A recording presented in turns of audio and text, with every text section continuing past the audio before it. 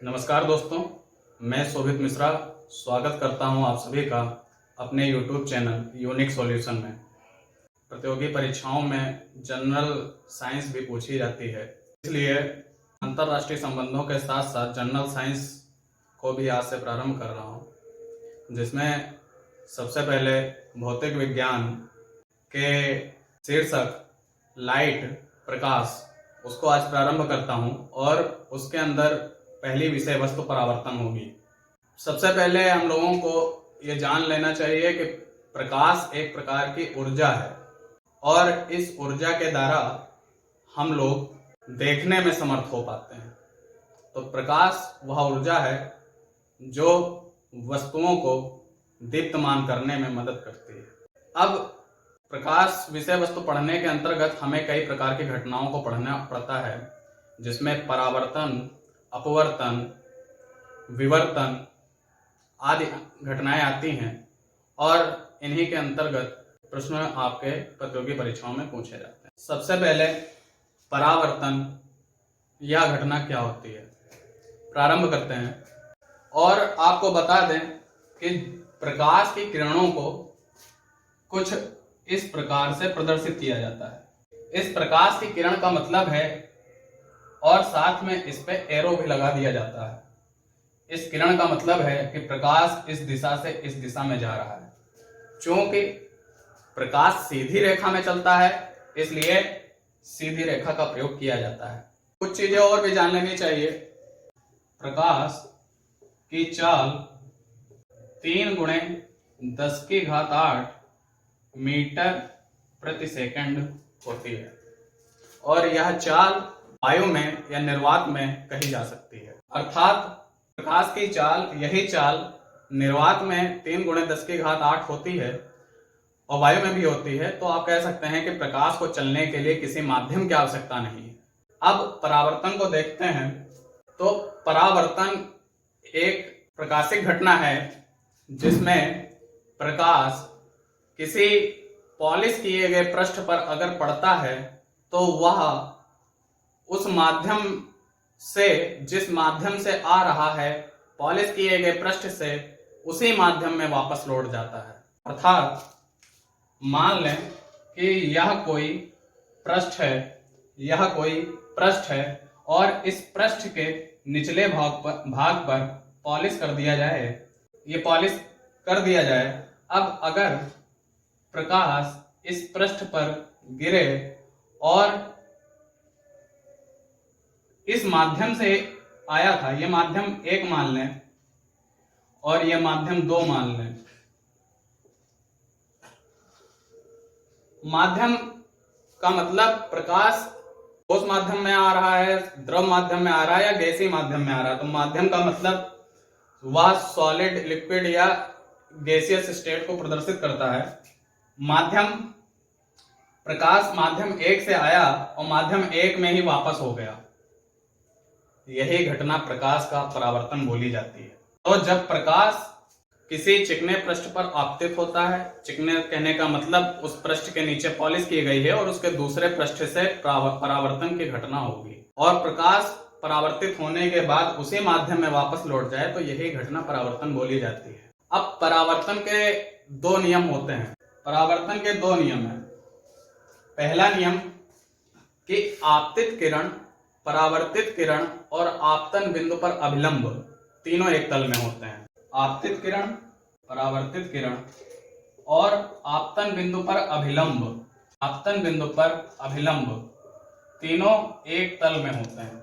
अब अगर इस डायग्राम में आप देखना चाहें तो यह आपतित किरण है। आपतित किरण का मतलब जो उस माध्यम में पृष्ठ है जहां से प्रकाश परावर्तित हो रहा है, उस पे कौन सी किरण पहले पड़ी या कौन सी किरण उस पे गिरी, आपतित किरण। इसे इंग्लिश में इंसिडेंट रे या आपतित किरण कहा जाएगा।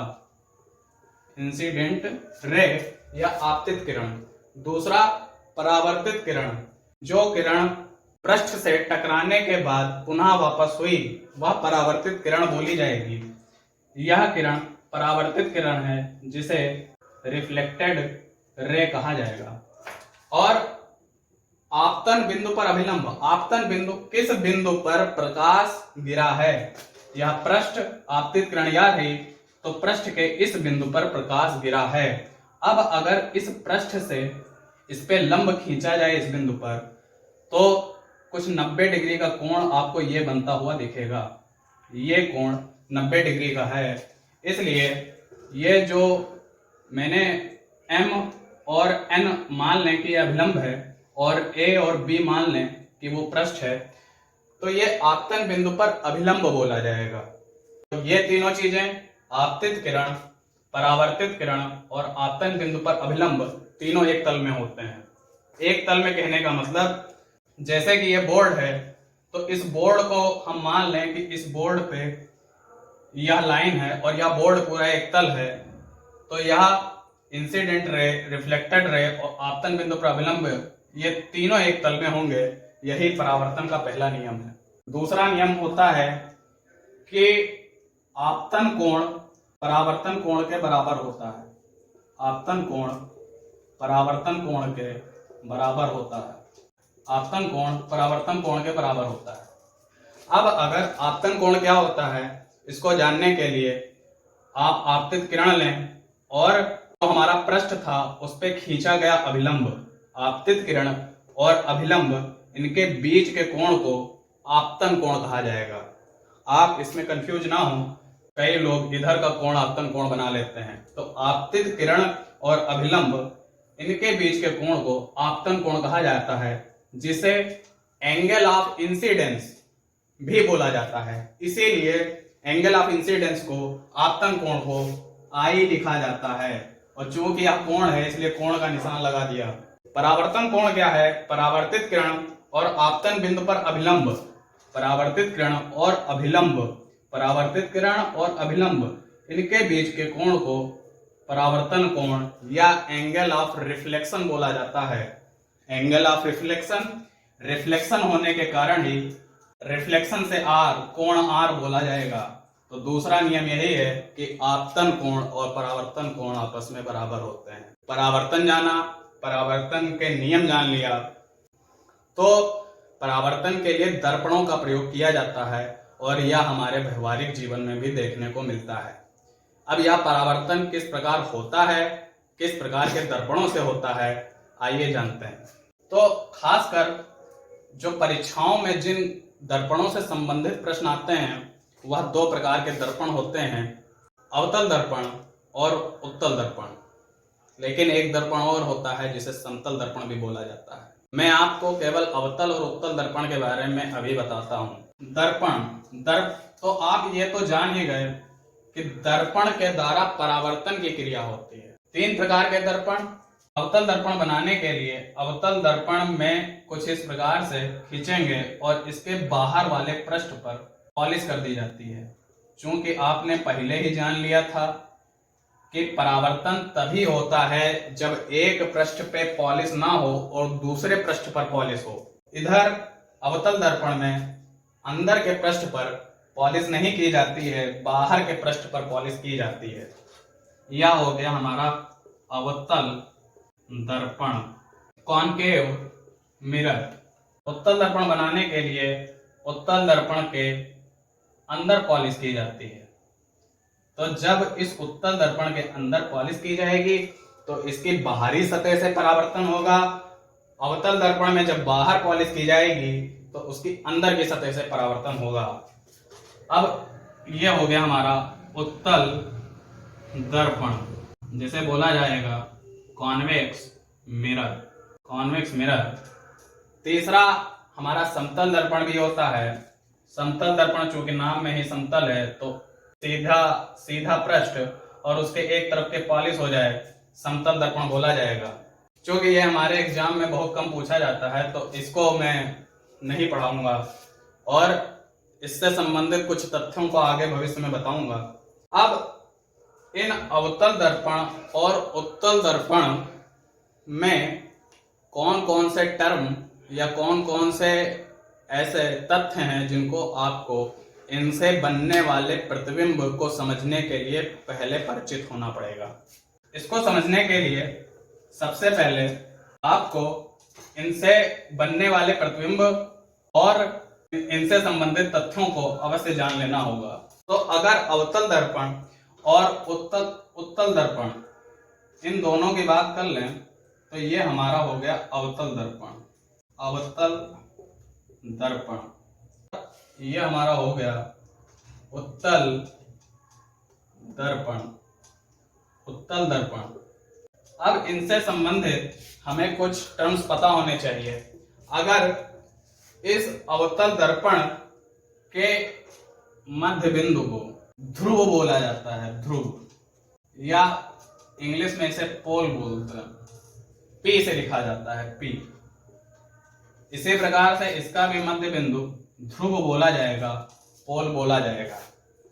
अब अगर इस ध्रुव से और इस दर्पण के लंबवत, या आप यह कह सकते हैं कि यह दर्पण किसी ना किसी गोले का भाग रहा होगा, तो उस गोले के केंद्र,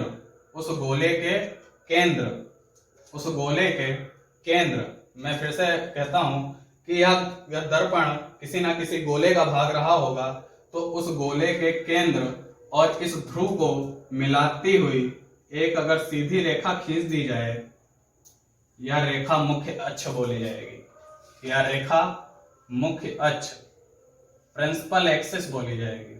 इसी प्रकार से यह उत्तल दर्पण है, यह जिस गोले का भाग होगा उस गोले के केंद्र और इस ध्रुव को मिलाते हुए अगर एक सीधी रेखा खींच दी जाए तो यह उत्तल दर्पण की मुख्य अक्ष होगी, प्रिंसिपल एक्सिस होगी।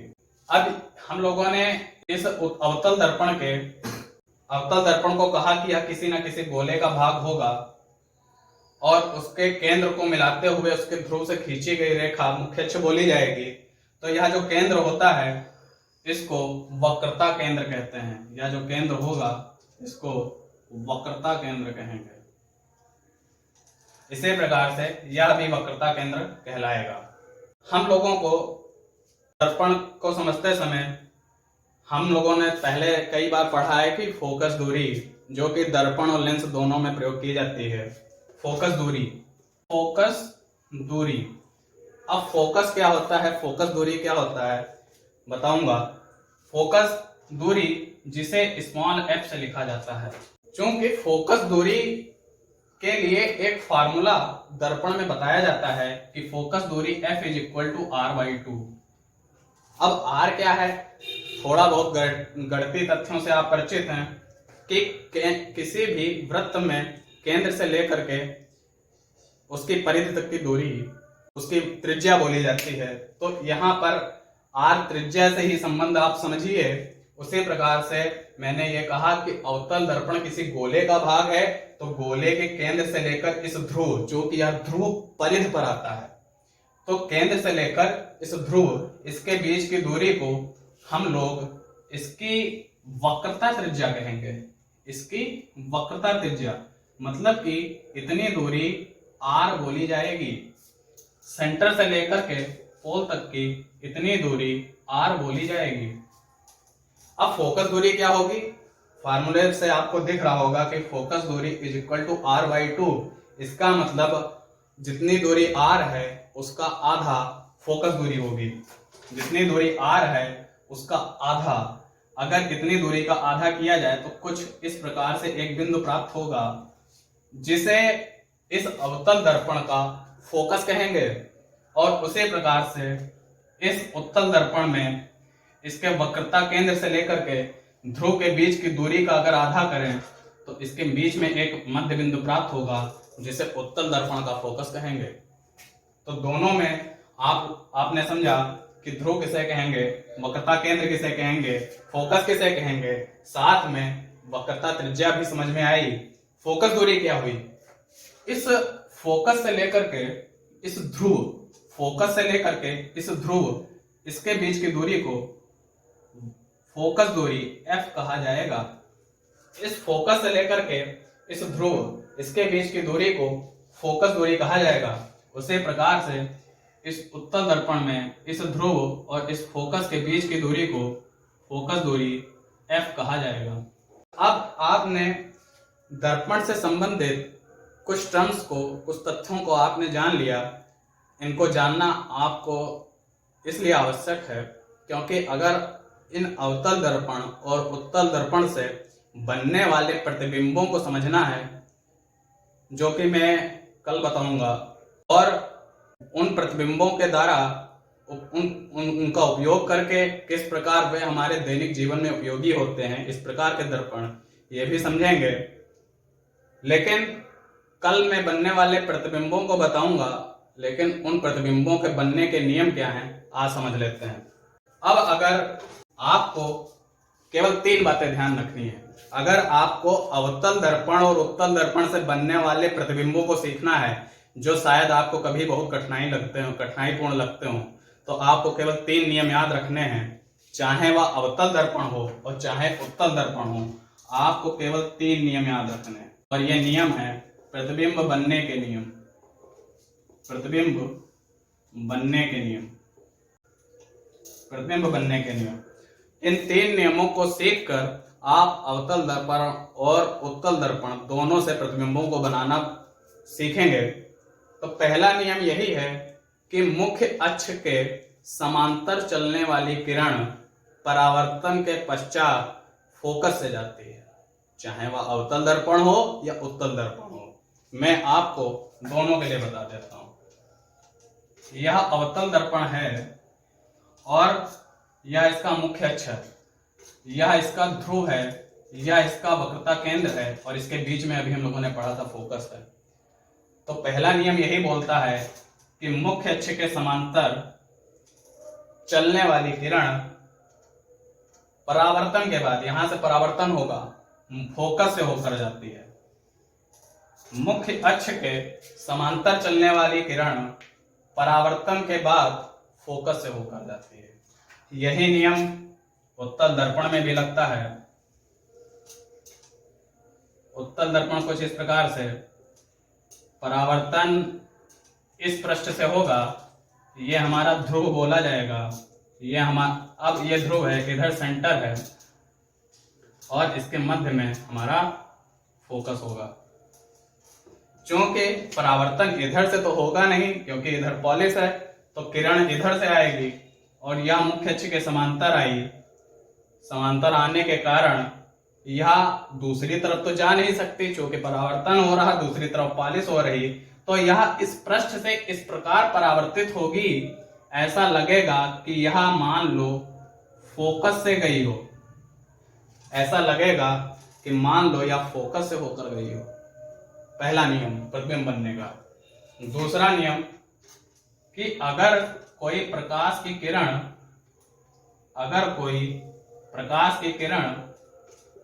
ये प्रिंसिपल, ये सेंटर और ये रहा फोकस, अगर कोई प्रकाश की किरण वक्रता केंद्र से होकर जाए, अगर कोई प्रकाश की किरण वक्रता केंद्र से होकर जाए, यह वक्रता केंद्र से गई, और याद रखिएगा प्रकाश पढ़ते समय, प्रकाश के प्रतिबिंब बनाते समय प्रकाश की दिशा दिखाना बहुत जरूरी होता है। तो अगर कोई प्रकाश की किरण वक्रता केंद्र से होकर जाए, तो परावर्तित होने के बाद यह जब यहां से परावर्तित होगी तो इसी मार्ग पर वापस लौट जाएगी, जिस पथ पर आई उसी पथ पर वापस लौट गई।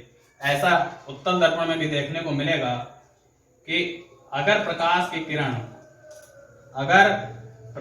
किरण, ये हमारा सेंटर, ये हमारा फोकस, ये हमारा ध्रुव, अगर प्रकाश की किरण वक्रता केंद्र की तरफ आ रही है, अगर प्रकाश की किरण वक्रता केंद्र की तरफ आई, मतलब कि कुछ इस हिसाब से आई कि ऐसा लग रहा था कि वह वक्रता केंद्र की तरफ जा रही है, वक्रता केंद्र की तरफ जा रही है, तो यह इस प्रकार से परावर्तित होगी कि यह उसी पथ पर वापस हो जाएगी। दूसरा नियम, पहला नियम मुख्य अक्ष के समांतर चलने वाली किरण फोकस से होकर जाएगी, चाहे वह अवतल हो चाहे उत्तल हो।